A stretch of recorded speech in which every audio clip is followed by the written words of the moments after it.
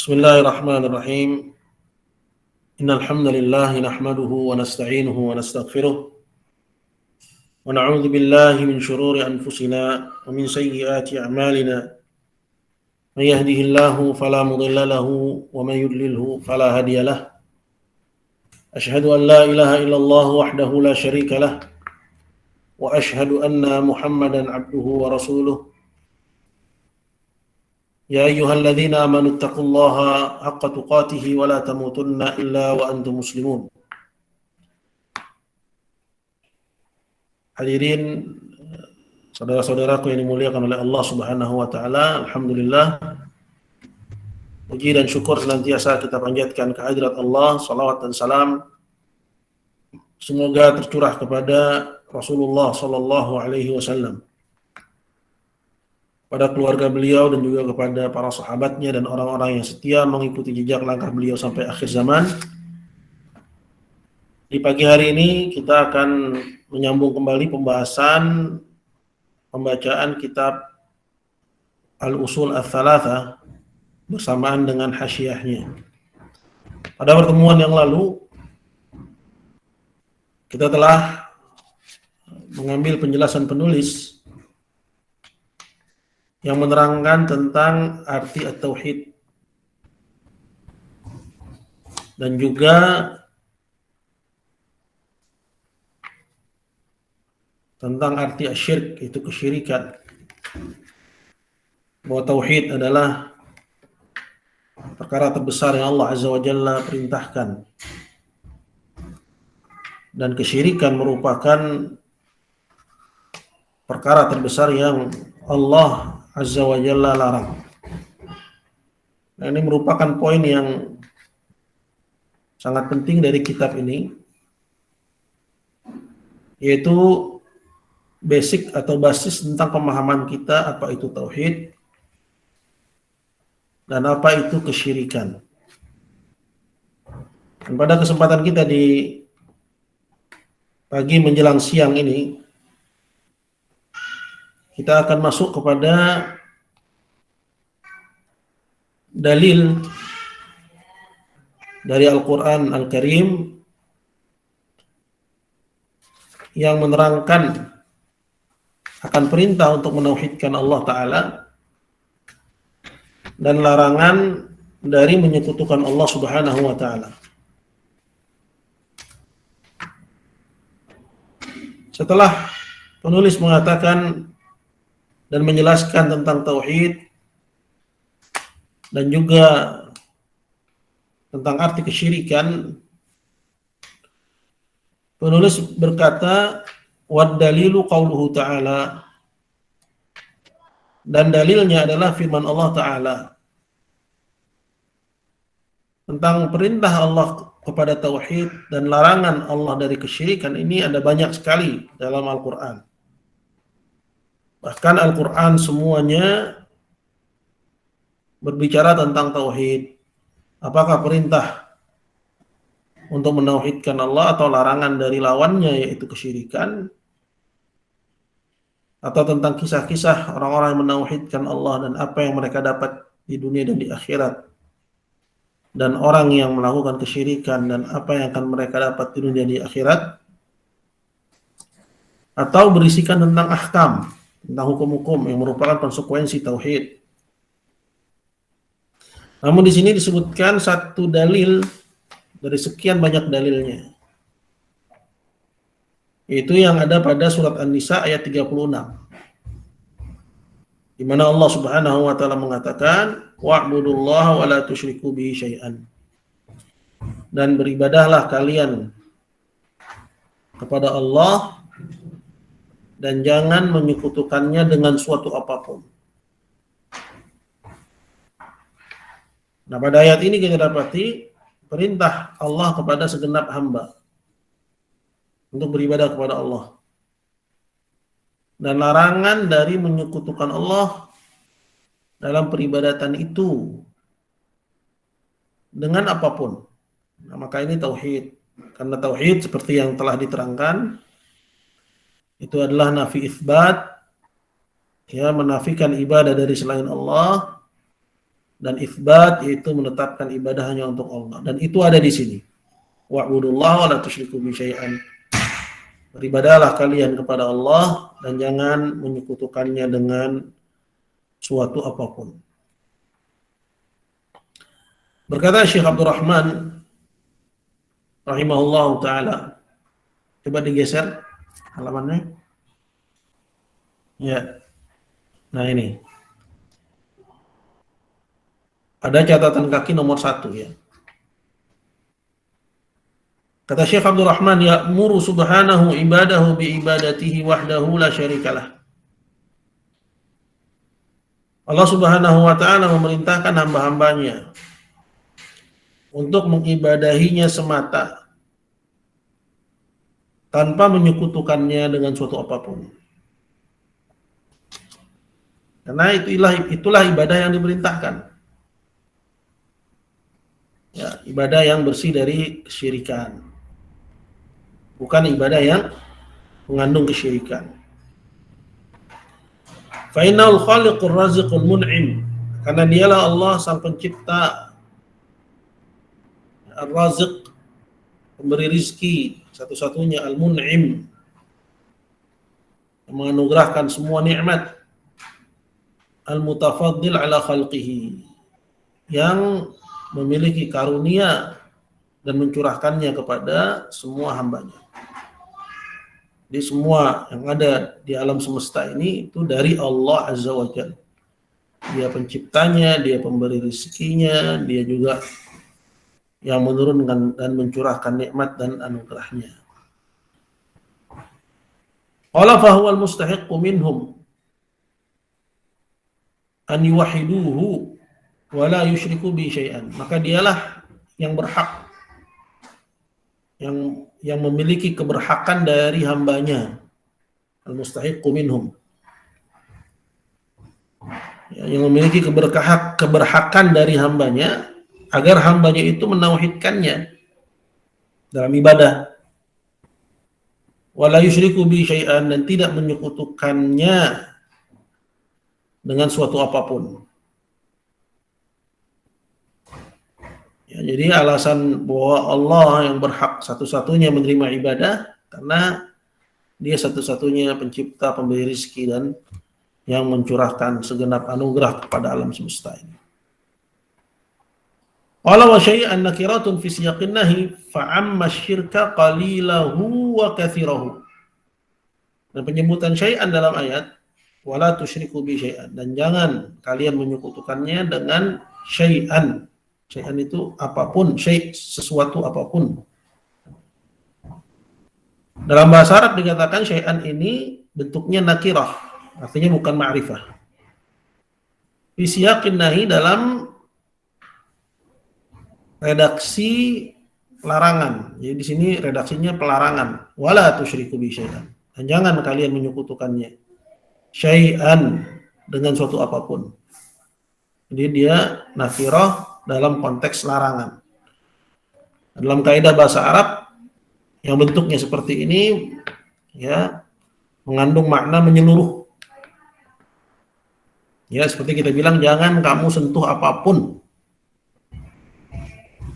Ya, jadi apapun yang ada di rumah itu nggak boleh kita sentuh. Begitu juga di sini. Jangan menyekutukan Allah dengan suatu apapun. Artinya apapun ya di alam semesta ini nggak berhak dijadikan sekutu Allah. Itu makna syai', ya, sesuatu. Fa'amma syirka qalilahu wa katsirahu, sehingga larangan ini, jangan kalian menyekutukannya dengan suatu apapun, itu mencakup larangan melakukan kesyirikan. Sedikit maupun banyak.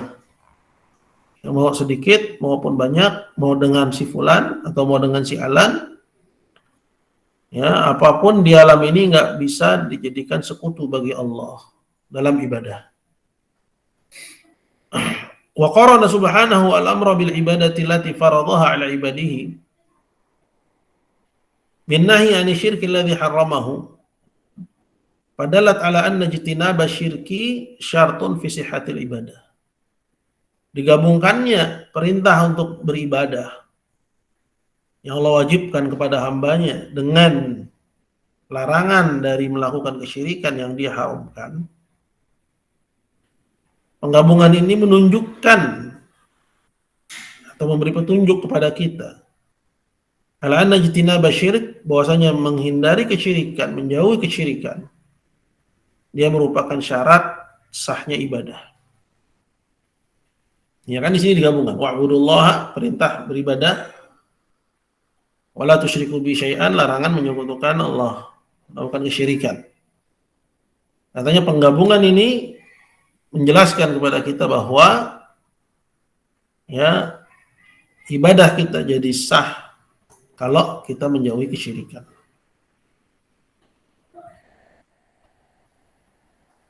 Kemudian berkata penulis selanjutnya, wa tusamma hadhil ayah ayatul huquqil asyarah lianna ishtamalat ala huquqin asyarah. Ayat ini yaitu An-Nisa ayat 36. Dia disebut dengan ayat ya yang berbicara tentang 10 hak yang wajib ditunaikan. Ya, hak Allah yang wajib ditunaikan. Lianna ishtamalat ala huquqin asyarah. Karena ayat ini memuat ada 10 hak ya, yang dijelaskan dalam ayat ini. Ya. Firman-Nya mengatakan wa'budullaha wa la tusyriku bi syai'an. Ini yang pertama. Beribadahlah kalian kepada Allah dan jangan menyekutukannya dengan suatu apapun. Wa bil walidaini ihsana. Yang kedua, dan kepada kedua orang tua berbaktilah. Wa bidil qurba wal yatama wal masakin, dan kepada kerabat dekat.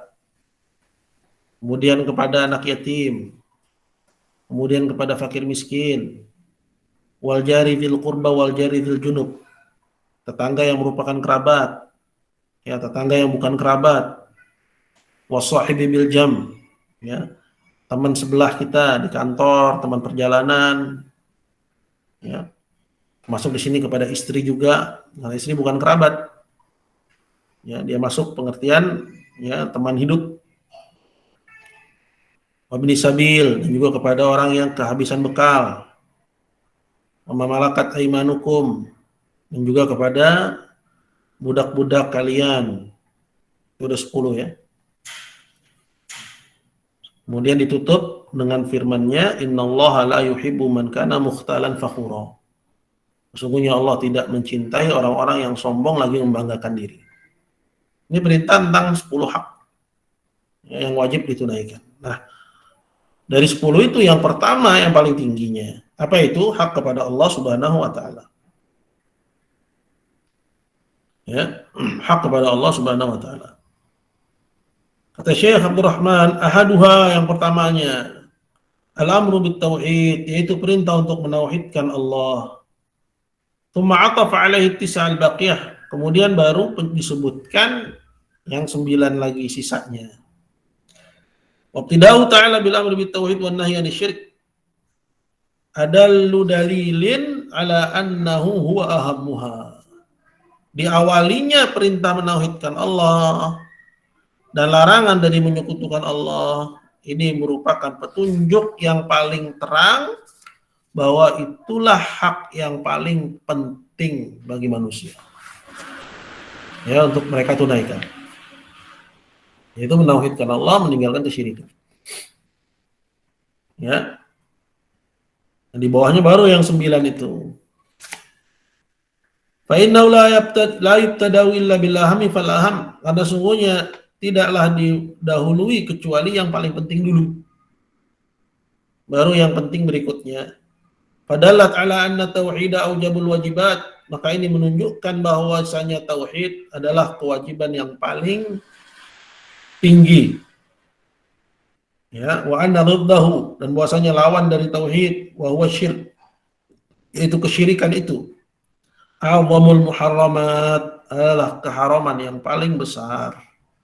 Jadi ya ayat ini menunjukkan bahwa a'zamu ma amarallahu bitauhid. Apa yang dikatakan dulu sebelumnya, ya perintah Allah yang paling besar adalah tauhid. wa 'adzamu ma nahaa 'anhu syirk.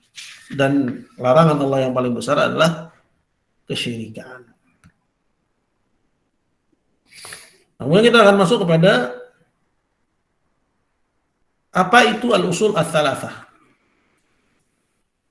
Ya, 3 landasan pokok yang wajib untuk kita ketahui. Ini muatan dari kitab ini. Sebelumnya adalah muqaddimah. Berkata Syekh Abdul Rahman, berkata Syekh Muhammad Ibn Abdul Wahhab rahimahullah, fa idza qila lak mal usulul thalathatu allati yajibu 'ala al-insani ma'rifatuha. Apabila kamu ditanya, apa sih usul salasah yang wajib untuk diketahui oleh manusia itu? Apa 3 landasan pokok yang wajib diketahui oleh manusia itu? Faqul, maka jawablah.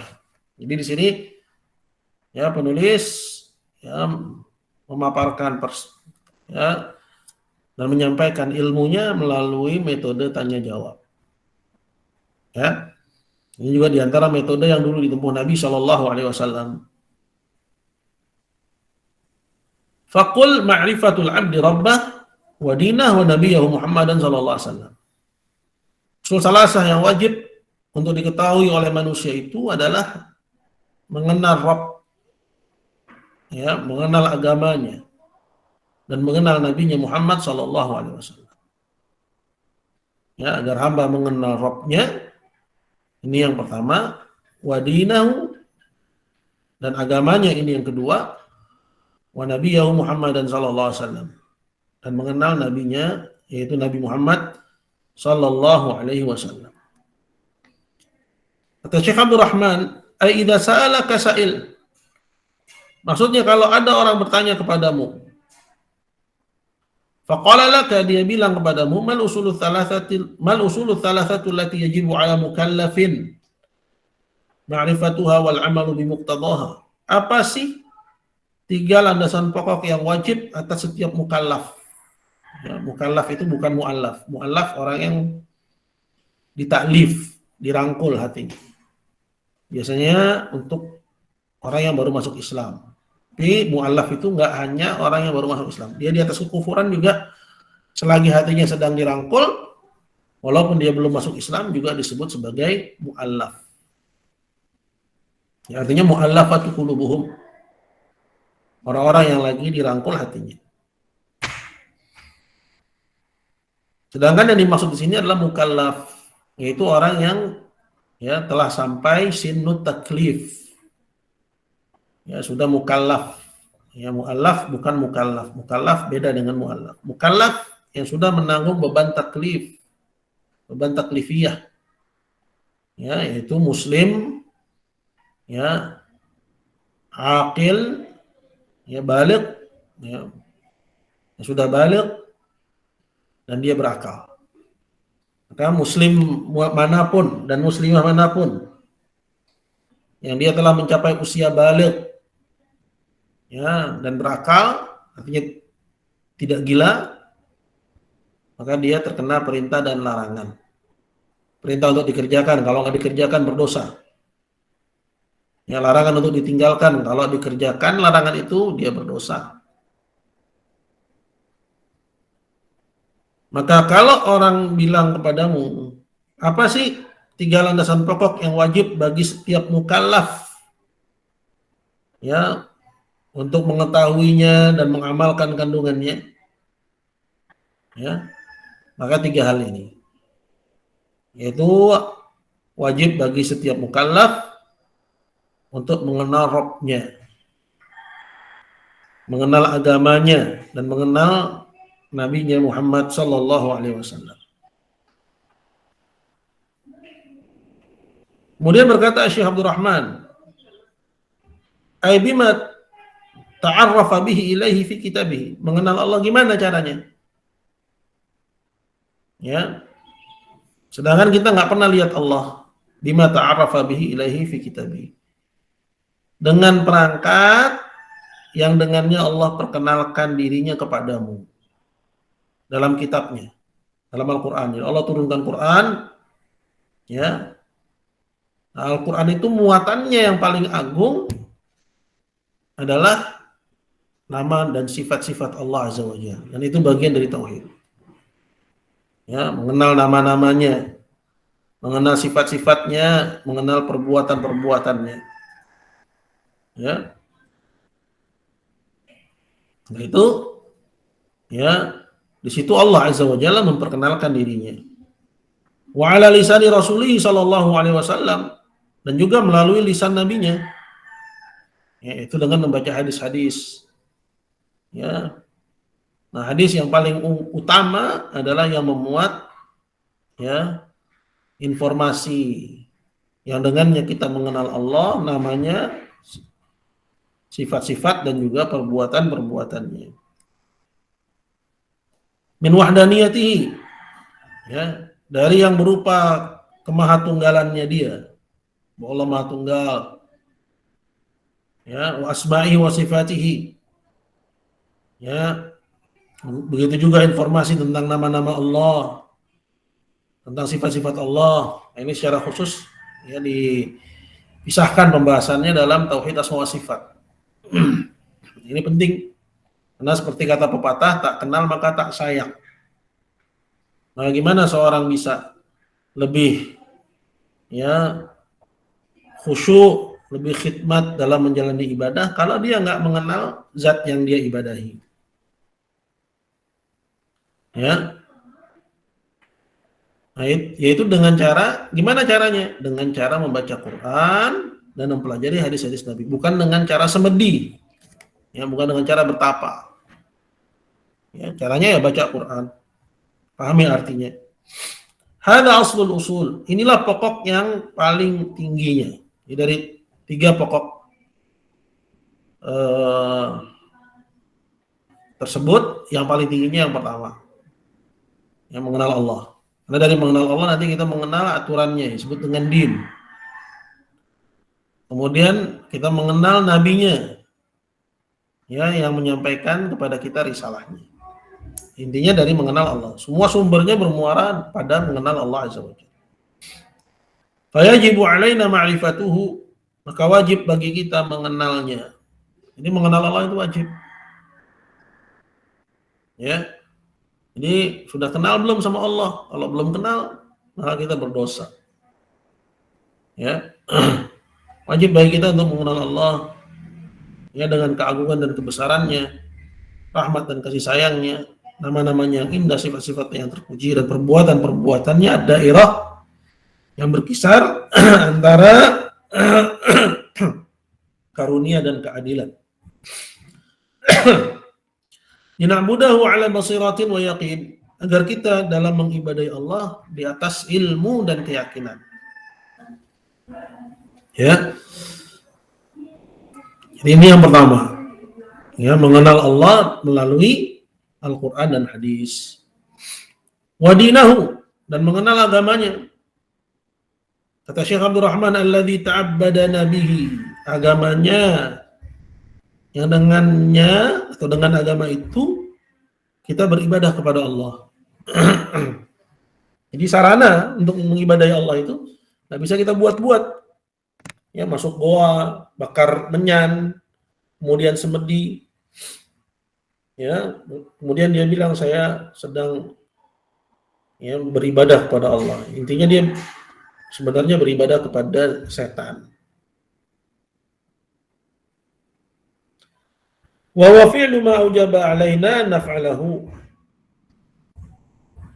Agama Allah itu adalah mengerjakan apa yang Allah wajibkan kepada kita. Wa tarki ma aujaba alaina an natrukahu, dan meninggalkan apa yang Allah wajibkan untuk kita tinggalkan. Wa hadha aslun 'azim, dan ini merupakan pokok yang agung. Fa yajibu alaina ma'rifatuhu, wajib bagi kita untuk mengenalnya. Ya, mengenal al-halal wal haram. Mana yang halal, mana yang haram. Ya. Untuk kita angkat dari diri kita kejahilan tentang agama Allah. Ya. Karena orang yang berilmu itu adalah orang yang memahami halal dan haram, bukan ilmu laduni. Ilmu bisa ngilang, ilmu kebal. Ya. Itu bukan ilmu, itu perdukunan. Jadi ilmu yang dimaksud, yang dipuji pemiliknya adalah ilmu agama, paham halal dan haram. Yang ketiga, qala wa nabiyahu Muhammadan sallallahu alaihi wasallam, dan mengenal nabinya, yaitu Nabi Allah, yaitu Nabi Muhammad sallallahu alaihi wasallam yang diutus kepada ke tengah-tengah kita untuk umat akhir zaman. Kata Syekh Abdul Rahman, qala fa innahu al-wasita bainana wa bainallahi azza wa jalla. Karena beliau adalah perantara antara kita dengan Allah azza wa jalla. Jadi kita beribadah kepada Allah dengan perantara syariat Muhammad yang dicontohkan oleh Muhammad. Wala tariqa lana ila ma ta'abbadana bihi illa bima ja'a bihi sallallahu alaihi wasallam. Karena tidak ada jalan bagi kita untuk kita beribadah kepada Allah, atau untuk kita mengerjakan ibadah, dan ibadah itu diterima oleh Allah, illa bima ja'a bihi nabi, kecuali dengan cara yang dibawa oleh Nabi. Jadi penting untuk kita mengenalnya. Ya, semua tujuannya bermuara kepada yang pertama tadi. Ya, mengenal Allah. Wa huwa wa in kana basyaran, Nabi sekalipun beliau itu manusia, ahamiyatu ma'rifati min ahamiyati ma'rifati mursilihi. Sesungguhnya urgensi mengenal Nabi adalah bagian dari urgensi mengenal yang mengutusnya. Wa ma arsala bihi, dan urgensi mengenal ajarannya. Dari mengenal Nabi kita kenal yang mengutusnya dan mengenal ajarannya dalam mengibadahinya. Qala wa dzakara al-musannifu rahimahullah hadhil usul thalatha mujmalatan. Penulis yaitu Syekh Muhammad bin Abdul Wahab telah menyebutkan 3 landasan pokok beragama di sini secara global. Tsumma dzakaraha ba'da dzalika mufassalatan aslan.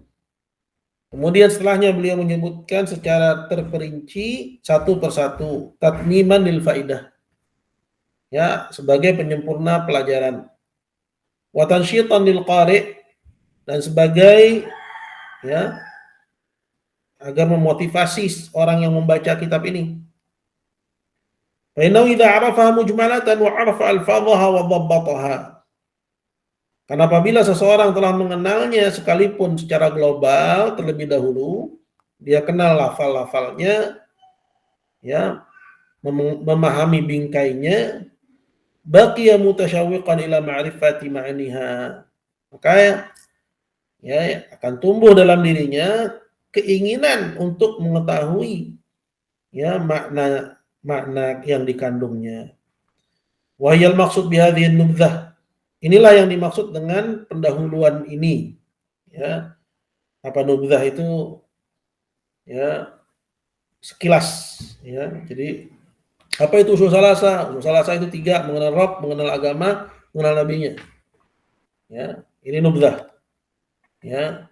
Maksudnya agar kita jadi pengen tahu rincian apa itu mengenal Rabb, apa itu mengenal agama, apa itu mengenal nabi. Wa ma taqaddama minal masail, dan juga maksud dari apa yang sudah berlalu, dari pendahuluan. Ya, ada 2 muqaddimah. Yang pertama, mengenal 4 persoalan, dan yang kedua mengenal 3 persoalan. Fala'alla ba'dha talamidihi qaranaha biha, dengan tujuan agar para muridnya atau sebagian muridnya bisa meramu dan korona, menyandingkan yang pertama itu dari pendahuluan, kemudian sekilas nubdzah itu Anda lupa ya, intinya intisari ya, kemudian dia bisa mengaitkan dengan apa yang akan dibahas setelahnya. Nah, selanjutnya adalah tentang rincian dari pokok yang pertama. Berkata penulis, qala fa idza qila laka man rabbuk, apabila kamu ditanya siapakah Rabbmu, ya, siapakah Rabbmu, faqul rabbi Allah, maka jawablah, ya, kita baca dulu matanya, maka jawablah Rabbku itu Allah, alladzi rabbani, yang telah menarbiyahku, ya, karena ya rabba di sini dari kata tarbiyah. Alladzi rabbani, yang telah mentarbiyahku, wa rabba jami'al alamin bi ni'amih, dan menarbiyah segenap alam semesta dengan nikmatnya, wa huwa ma'budi laisa li ma'budun siwa, dan dialah satu-satunya sesembahan bagiku, tidak ada bagiku sesembahan lain selain daripada dia. Ya, ini pokok yang pertama, yaitu mengenal Allah Azza wa Jalla. Kata Syekh Abdul Rahman, hada syuru'un fi tafsilil uthuluth thalathah allati taqaddamat mujmalatan. Ini merupakan syuru', ya, poin yang kelima. Ya. Apa itu syuru'? Syuru' itu apa sih bahasanya? Kadang suka nggak dapat gitu loh, padanannya yang tepat. Penetrasi, ya. Syuru' itu penetrasi. Ya, mulai masuk. Hada syuru'un fi tafsilil usul tsalatsa. Ini penetrasi, ya, yang ya kepada rincian dari usul salasah itu. Allati taqaddamat mujmalatan, yang secara global sudah diterangkan atau sudah disebutkan sebelumnya. Dzakarahu mufassalatan, di sini disebutkan secara terperinci. Maka annahu qala al-asl al-awwal min usulid din ats-tsalatsah allati yajibu 'ala al-'abdi ma'rifatuha. Seolah-olah penulis mengatakan pokok yang pertama dari tiga landasan pokok beragama yang wajib atas hamba untuk mengetahuinya, yang wajib diketahui oleh hamba adalah idza qala laka qail, kalau ada orang bertanya kepadamu, man rabbuk, siapakah Rabbmu? Aiman khaliquk, maksudnya adalah siapakah penciptamu, wa raziquk, dan pemberi rezekimu, wa ma'buduk, dan sesembahanmu, alladzi laisa laka ma'budun siwa, yang tidak ada bagimu sesembahan selain dia. Di sini ada faedah yang sudah disebutkan juga sebelumnya bahwa ya penyebutan Rabb, ya, itu sekalipun asalnya adalah penciptaan, kepemilikan, dan pengaturan, yang menciptakan dengan milik yang mengatur, ya, dia juga mengandung makna ma'bud, ya, yang disembah, yang diibadahi. Jadi pertanyaan man rabbuk artinya adalah man khaliquk, siapakah penciptamu, siapakah pemberi rezekimu, siapakah sesembahanmu, satu-satunya. Nah, kalau ada orang tanya begitu, maka begini jawabannya, Rabbi Allah, gitu. Rabbku itu adalah Allah, ya, dan seterusnya. Aifaqur Rabbi huwallah. Maksudnya jawablah Rabbku adalah Allah, khaliqi wa maliki, penciptaku dan yang memilikiku, wa ma'budi, dan juga sesembahanku, alladzi aujadani minal adam, yang mengadakanku dari sebelumnya enggak ada, wa rabbani bin ni'am adz-dzahira wal batinah, dan telah menarbiyahku dengan semua nikmat, baik yang tampak maupun yang tersembunyi. Ya, jadi kembali ke matan, Rabbku adalah Allah yang telah menarbiyahku. Ya, karena makna Rabba artinya menarbiyah. Dengan pentarbiyahan yang umum dan yang khusus. Ya, yang umum yang mencakup semua alam semesta, kita termasuk di dalamnya, penciptaan, kepemilikan, pengaturan. Yang khusus itu menarbiyah iman kita. Ya, kita diberi hidayah, diberi sebab-sebab untuk menambah keimanan dan dijauhkan dari sebab-sebab yang mengurangi keimanan. Wa rabba jami'al alamin bi ni'amih, dan juga telah menarbiyah segenap alam semesta ini dengan nikmat-nikmatnya. Kata Syekh Abdul Rahman, qala aujadahum minal adam wa ghadzahum bin ni'am. Dari sebelumnya enggak ada, Allah jadikan ada. Wa ghadahum bin ni'am, dan juga disupport dengan beragam macam nikmat. Wa ni'amullahi la tuhsa, sedangkan nikmat Allah itu la tuhsa, tiada terhitung. Kama qala ta'ala, seperti yang Allah Ta'ala katakan, wa in ta'uddu ni'matallahi la tuhsuha. Kalau kalian menghitung-hitung nikmat Allah, kalian tidak akan sanggup menghitungnya. Falillahi ni'matul ijad. Maka ya, milik Allah lah nikmat pengadaan. Maksudnya apa? Kita ada ini berdasarkan nikmat Allah. Wa ni'matut taghziyah, dan juga nikmat support. Ya, kita disupport dengan oksigen, disupport dengan ya makanan, ya, disupport dengan pertumbuhan, disupport dengan ya bumi yang bisa ditinggali. Kemudian juga ya semua yang ada di ya bumi ini, semuanya untuk kita. Itu takdir. Wasairi ni'ami adh-dhahira wal batinah, dan segenap nikmat-nikmat Allah yang tampak dan juga yang tersembunyi. Ya. Jadi kita nggak dia ya ciptakan begitu saja tanpa support untuk hidup. Tapi juga diberi sebab untuk bisa hidup dan mempertahankan hidup. Ya, bahkan dalam nikmat Allah yang khusus, ya Allah berikan kepada hamba-hamba pilihan keimanan. Ya, disupport dengan semua sebab yang menambah keimanannya, menjaganya dari hal yang merusaknya. Ya, ini tarbiyah yang khusus. Allah Ta'ala berfirman, hal ata 'alal insani hinun minad dahr lam yakun syai'an madhkura, bukankah telah datang kepada manusia suatu saat dari perputaran zaman ini, di mana ketika itu dia belum bisa disebut sesuatu yang ada. Artinya, seperti misalnya seorang yang lahir, ya, misalnya di hari ini, ya, 10 bulan yang lalu dia belum ada. Nah itu, ya, berlaku bagi semua kita. Bahwa kita sebelumnya tidak ada, kemudian Allah adakan. Aimadhu alaihi zamanun tawil, maksudnya telah berlalu pada setiap kita masa yang panjang, minal usur wad duhur, dari zaman, ya, usur bentuk jamak dari asr, wad duhur bentuk jamak dari dahar, yaitu zaman, masa gitu ya.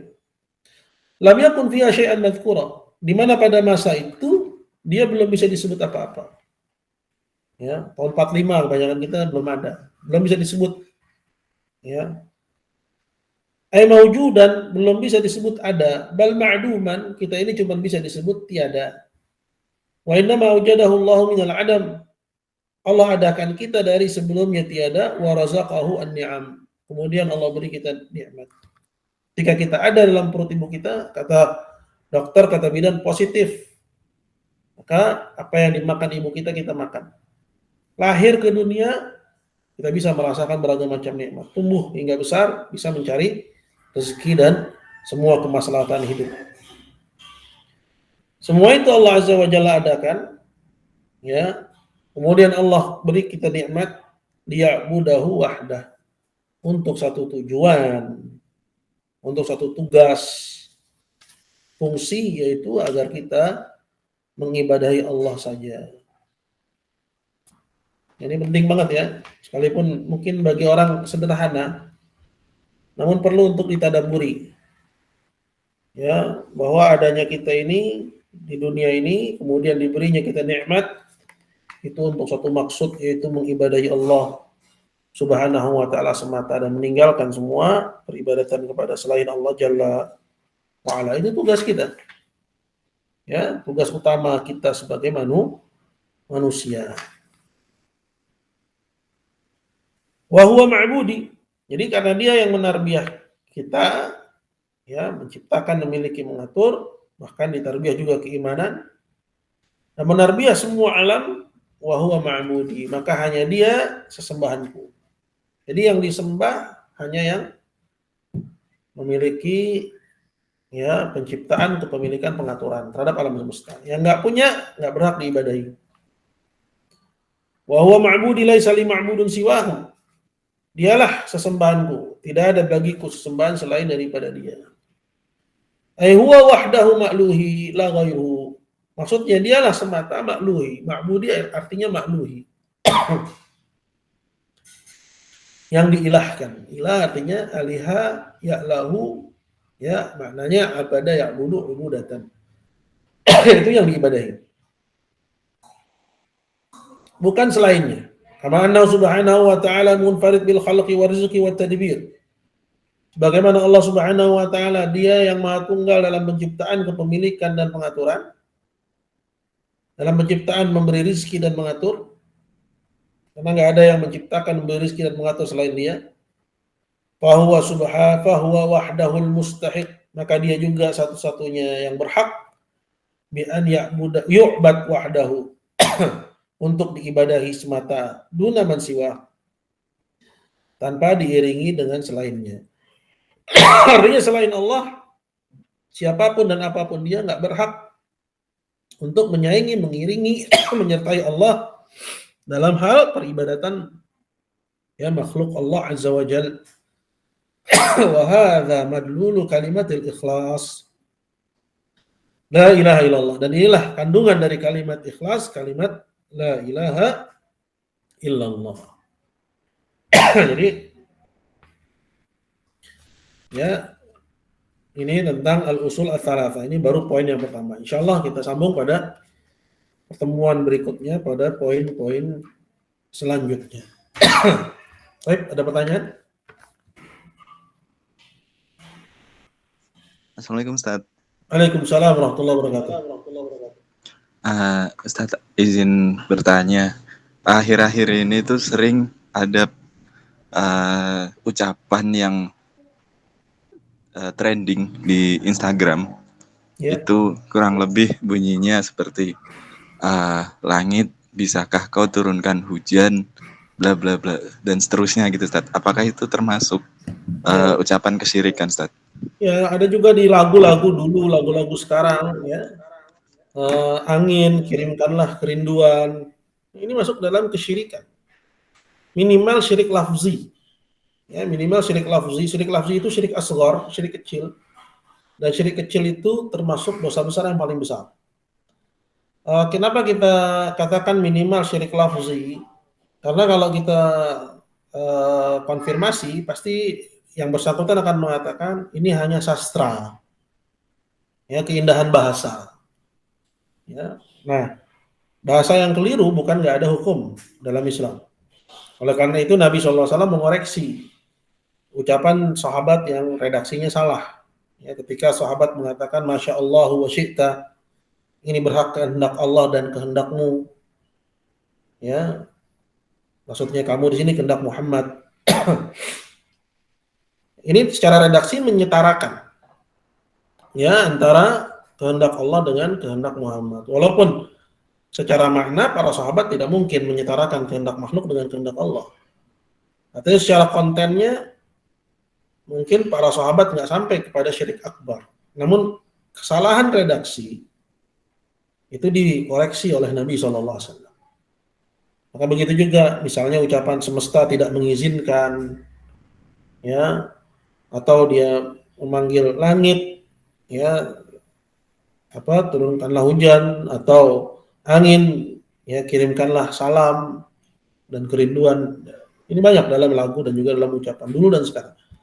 Itu masuk kesyirikan yang harus kita ya terangkan kepada kaum muslimin bahwa perkara ini bukan perkara yang ringan, karena syirik asghar termasuk dosa besar yang paling besar. Allahu a'lam. Itu aja ya insyaallah terkait dengan apa yang ditanyakan. Kalau ada lagi maka saya persilahkan.